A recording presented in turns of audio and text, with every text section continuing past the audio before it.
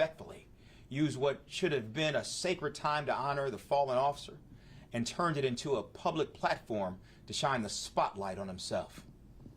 Responding to a statement I made 4 months ago, which he has never publicly refuted in those 4 months, the sheriff made absurd and egregious accusations against the Aurora Police Department.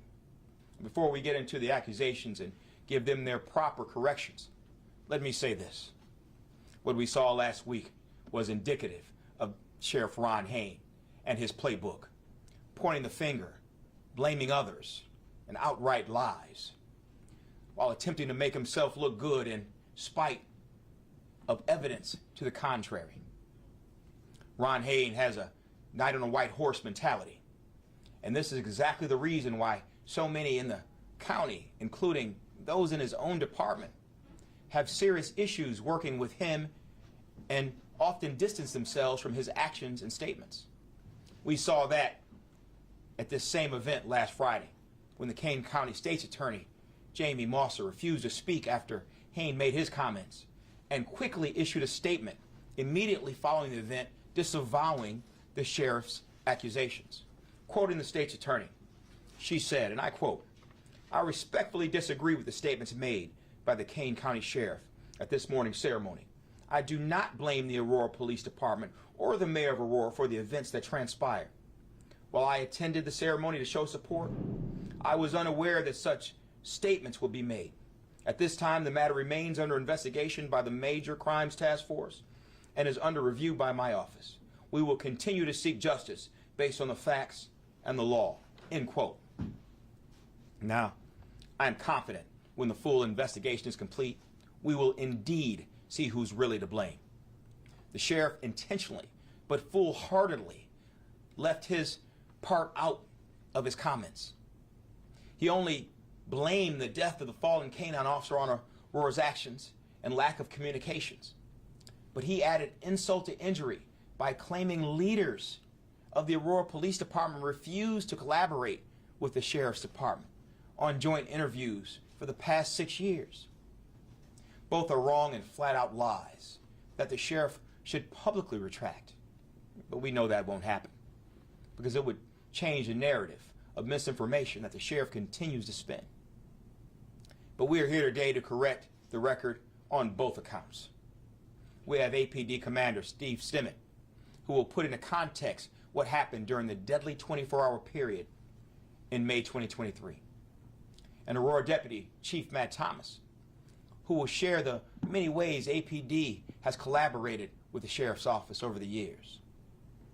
We'll then conclude with Chief Keith Cross, who will put these matters into context and how wasting time responding to silly and false statements made by the sheriff doesn't really benefit either department or the tax-paying public. Commander Stimmett. Thank you, Mayor, and good afternoon. My name is Commander Steve Stimmett, and I was asked to speak today to provide a factual background and describe a timeline of events that took place during the days leading up to May 24th, 2023, involving a subject named James Moriarty. I want to be very clear that I cannot and will not make any comments regarding the Kane County deputy's pursuit of or subsequent shooting involving Mr. Moriarty. As there is an ongoing investigation into those matters, my doing so would be improper. I will, however, offer my sincere condolences to all of the Kane County deputies that were affected by the loss of K-9 Hudson and involved in this incident, as well as to the family of Mr. Moriarty. During the two-day span of May 21st and May 22nd, 2023, our department took multiple incident reports involving Mr. Moriarty, related to a continuing domestic situation with an ex-dating partner and our efforts to apprehend Mr. Moriarty safely. Thankfully, his ex-dating partner was not physically injured in any of these events, but her cell phone was removed from her hand and stolen. Mr. Moriarty was also involved in 2 criminal damage to property reports, where a City of Aurora parking facility was damaged. Our officers were involved in a pursuit with Mr. Moriarty on May 22nd, 2023. However, he was not apprehended. The pursuit was terminated per our policy after excessive speeds were reached and the immediate need to apprehend Mr. Moriarty did not outweigh the inherent danger to the public, officers, and Mr. Moriarty himself that was caused by the pursuit. Our officers made 2 other attempts to apprehend Mr. Moriarty on May 22nd. However, he fled at a high rate of speed both times, and our officers made the decision not to pursue due to the high rates of speed and other factors. During follow-up investigation into some of these events, our officers made phone contact with Mr. Moriarty and developed a rapport with him. Mr. Moriarty made references to having a gun, not going back to jail, and committing suicide by cop. As a result of these events, our officers had numerous charges authorized and sought arrest warrants. Throughout the rest of that night, our Special Operations Group made attempts to locate Mr. Moriarty with negative results, and his whereabouts were unknown. One of my responsibilities at the Aurora Police Department is overseeing our Special Operations Group. I would now like to detail events that took place the following day on May 23rd involving investigators from that unit. These events were documented in a police report authored by a Special Operations Group sergeant, and that report has previously been released to the public and media via FOIA requests. On the afternoon of May 23rd, 2023, Special Operations Group investigators were contacted by the Kane County deputies who advised they would be in the Aurora area attempting to locate Mr. Moriarty's vehicle. Our investigators responded to assist, and subsequently, they located Mr. Moriarty's vehicle parked on the far west side of Aurora. The Special Operations Group then initiated a covert surveillance of that vehicle and seamlessly worked in conjunction with the Kane County deputies who maintained an outer perimeter. Our surveillance and arrest plan included an arrest team, a blocked vehicle, and tire deflation devices that were deployed to ensure that the suspect vehicle would not, once again, flee in a reckless manner, creating an unnecessary safety concern to anyone involved or uninvolved. The arrest team was equipped with a ballistic shield, less lethal force options, and a distraction device. The vehicle was parked in an ideal setting for this operation to take place, and the experienced investigators were committed to doing everything they could to take Mr. Moriarty into custody safely, now that this operation was more controlled and no longer a pursuit situation, and given our concern for his mental state. Unfortunately, after hours of working cohesively and while in constant communication with deputies and supervisors on the street, Kane County deputies advised our investigators that they had been ordered by the sheriff to tow the car from our controlled, covert surveillance detail. When marked Kane County squads arrived to follow the orders of Sheriff Ron Hain and tow the car, our covert investigation was completely compromised, and our investigators were forced to clear the area. This directive was highly unusual in common law enforcement practice. In fact, a Kane County supervisor apologized to our investigators and said he felt terrible about the situation that was forced on them. The following day, left without a vehicle, Mr. Moriarty committed an aggravated vehicular hijacking in Aurora. He was subsequently involved in a pursuit and shooting with Kane County deputies. Speaking on behalf of our command staff, we truly value our working relationship with the Kane County Sheriff's Office. I would also like to add that despite another recent unfortunate challenge by Sheriff Ron Hain, we will continue to support the men and women of the Kane County Sheriff's Office and all of our many law enforcement partners. I would now like to introduce Deputy Chief Matt Thomas, who is going to outline some of our efforts we take to have a solid working relationship with the Kane County Sheriff's Office. Thank you. Good afternoon. My name is Matt Thomas. I am the Deputy Chief of Police, and I'm responsible for assisting the Chief with planning, managing, and directing all of our department's operations. In Aurora, numerous agencies operate within and along the borders of our city. We collaborate, train, and share resources with these departments daily. However, I would argue that the Kane County Sheriff's Department is the agency we partner with the most. As the second largest city in Illinois, Aurora spans 4 counties, with Kane County making up the largest portion of Aurora. Therefore, it is imperative that we work together as law enforcement partners. We deeply value this partnership because our joint efforts are crucial to maintaining the safety of both our community and our officers. I'm going to highlight just a few of the ways we partner, train, and collaborate with the Kane County Sheriff's Department. Training is one of the most critical areas we focus on in policing. Conducting joint training exercises provides insight into the capabilities of each agency. It gives us awareness of each agency's command structure, We learn the communication capabilities of the agency to achieve seamless interoperability, and it standardizes the training so that when our agencies deploy, our combined personnel are on the same page. Some examples of our teams who train together are the K9 units, the special response teams, and our accident reconstruction teams. Our agency utilizes the Kane County K9 Training Academy, which is one of the best in the region. Twice a month, our units train with their team to practice and perfect their skills.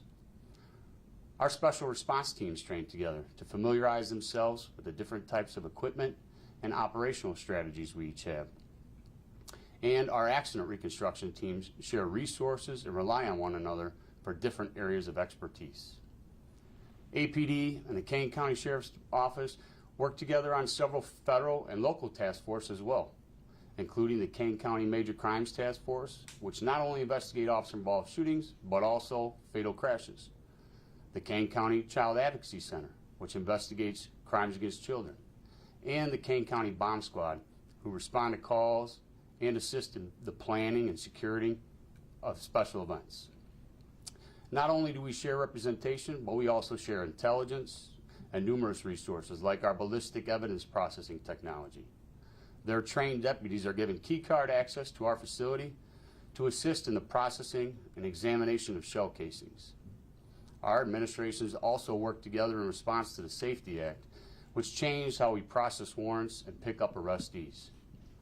We collaborate with the Sheriff's Department daily, assisting in response to calls and backing deputies on traffic stops.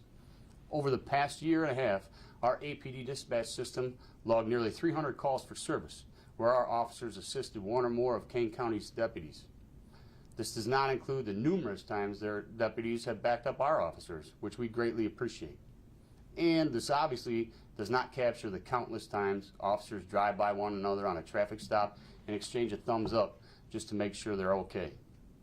Our profession is centered on safety, the safety of the public and the safety of our officers. I can assure you that the deputies of the Kane County Sheriff's Department and all of us at APD are committed to backing each other up and providing assistance whenever it is needed. These are just a few examples of how our administrations collaborate and communicate. We deeply value these efforts and the contribution of every officer and deputy involved in this partnership. Thank you. Good afternoon, everyone. My name is Keith Cross. I'm the Chief of Police of the Aurora Police Department. As you can see from the information already shared, Sheriff Hain seems a bit disconnected if he believes our agencies aren't collaborating. Let me be clear. The men and women of the Kane County Sheriff's Department and the Aurora Police Department do an extraordinary job working together to serve this community. Our hearts go out to the Kane County Sheriff's Office for the loss of K9 Hudson. It was a tragic situation that no one ever wants to see repeated. That said, the insinuation that the Aurora Police Department or the City of Aurora had any responsibility for K9 Hudson's death is both false and deeply disrespectful. Kane County State's Attorney Jamie Mosser, who attended the ceremony as well, has made it clear that she does not place any blame on our department or the City of Aurora. We appreciate her support, which reinforces that these claims are completely unfounded. The Aurora Police Department has always and will continue to collaborate with other law enforcement agencies, including the Kane County Sheriff's Office, to protect our residents and preserve the quality of life that our community deserves. It's unfortunate that the sheriff has taken several opportunities to cast stones at our organization and our city. It's uncalled for, it's unwarranted, and it's unprofessional. It's also unfortunate that he continues to make decisions to further his perceived between our two agencies. Ordinarily, when the leaders in law enforcement have an issue with one another, they sit down with that organization's leadership to work through it. Sometimes you might have to agree to disagree, but at least you make the effort. The last time we attempted to meet with the sheriff to resolve any perceived issues, he failed to show up on the day of the meeting. I've been a police officer for 30 years, and I've never seen a law enforcement leader try to blame another agency for the loss of one of their officers. While we felt it was important to address these issues here today, our goal now is to put this matter behind us and move forward with a clear focus on our mission, ensuring the safety and well-being of the public. This is our commitment to the residents of Aurora, and we hope that Sheriff Hayne will do the same for his constituents of Kane County. Thank you for your time. At this point, I'd like to open up the floor for any questions, taking consideration we can't answer anything in regards to the pursuit or the ultimate shooting of Ms. Moriarty. For Chief Cross, you mentioned that you had organized a meeting and then you failed to show up. When was that meeting supposed to take place, and who would it be with? October 31st, 2023. And that would have been with representatives from the city as well as representatives from the Aurora Police Department. And I can say also about that particular meeting, you know, my office, the mayor's office, set up that meeting, and he determined that morning by saying that he was, by not even calling another department, which in turn called us to say that he would not show up, to talk about what he thought was an issue that needed to be addressed. And I spoke with him after, attempted to anyway, to speak with him to see why he didn't show, to address the issues that he said were important to him and his office, and with no good response, or no response at all. The sheriff mentioned last week. Oh, sorry. The sheriff mentioned last week that he tried for 6 years to set up a 9-deputy team and a supervisor to, quote, integrate with the police department. Can you talk about what he meant by that? So yeah, so the sheriff actually asked us, or he threw out a suggestion that we integrate 9 of his police officers into our police department, primarily into the Special Operations Division. First and foremost, let me say that I believe that our Special Operations group does a wonderful job with the job that they have to do in this city, and I think our statistics bear that. But while I appreciate Sheriff Haynes' offer, there are many things we actually weighed in on it. You know, we talked about it, and we decided that it was going to be more of a problem than a positive, because they have different policies, they have different procedures. Whose command are they going to fall under? There was logistical issues. So while we didn't decide to integrate them into a police department, we've always offered to work with them. In fact, we hold a meeting amongst local area departments, a gang and drug meeting that his people are invited to every other month. We try to keep the lines of communication open to share intelligence and help each other out. So that's what he was referring to.